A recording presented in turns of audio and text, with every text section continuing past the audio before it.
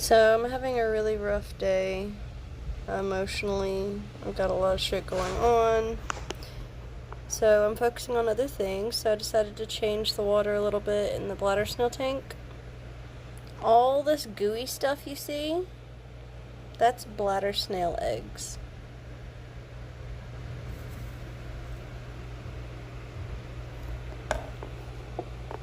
She's like latched onto one. I think she's worried about saving them. But look, oh my god. So frickin' many, y'all. I don't even know what to do here. I do not know.